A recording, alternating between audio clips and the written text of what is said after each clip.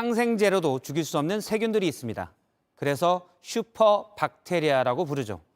2017년 이대 목동병원 신생아 집단 사망사고도 이 슈퍼박테리아가 원인이었습니다. 그런데 이런 슈퍼박테리아 중에서도 가장 강한 건 CR이라는 균입니다. 최후의 항생제라고 불리는 약도 듣지 않아 붙여진 이름인데 이번 환자에게는 치사율이 최대 50%가 되는 감염병이지만 최근 국내에서도 환자가 늘어나고 있습니다. JTBC 취재 결과 최근 서울 보라매 병원에서 CR리 감염 환자가 추가로 발생했는데 방역당국은 같은 병실 CR리 환자로부터 감염된 것으로 추정하고 있습니다. 위험한 감염병이지만 격리 조치 등 매뉴얼은 제대로 지켜지지 않았습니다. 먼저 정인아 기자입니다. 87살 김모 할머니는 최근 날벼락 같은 소식을 들었습니다. 고혈압 때문에 찾았던 서울대 보라매 병원에서 슈퍼박테리아 감염 판정을 받은 겁니다. 김 할머니가 감염된 세균은 CR이, 항생제가 듣지 않는 슈퍼바이러스 중에서도 가장 강력한 균입니다. 면역력이 떨어진 상태에서 주요 장기와 혈액으로 번지면 치사율은 50%를 웃돕니다. 마땅한 치료제도 없습니다. 어머님 모셔가서 치료를 받아갔지 전염병을 걸려서 죽으러 간 거 아니잖아요.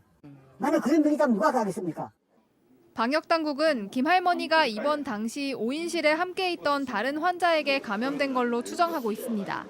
CR리는 강한 전염성 때문에 1인실 격리가 필수지만 지켜지지 않았습니다. 다른 환자의 감염이 확인된 뒤에도 김 할머니는 그대로 다인실에 머물렀습니다.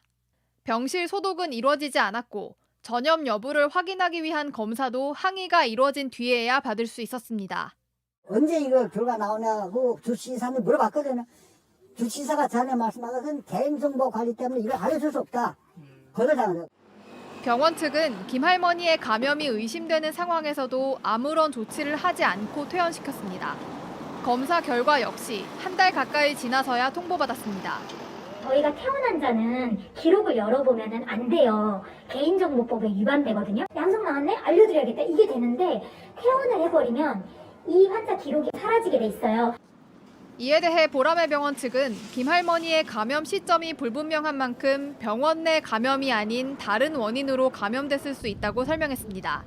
방역당국은 병원 내부 역학조사를 통해 정확한 감염 경로와 함께 확진자가 더 있는지 확인할 예정입니다. JTBC 정인아입니다.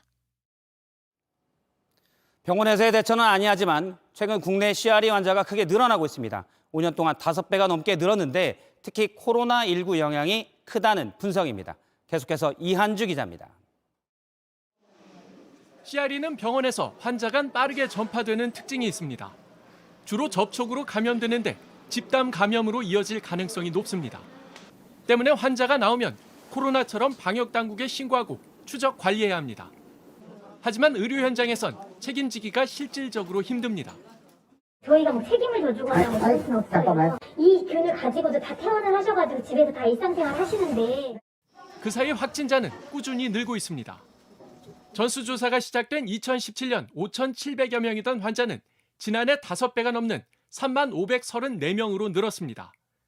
특히 코로나19 이후 증가세가 가파릅니다. 전문가들은 무분별한 항생제 처방을 원인으로 보고 있습니다.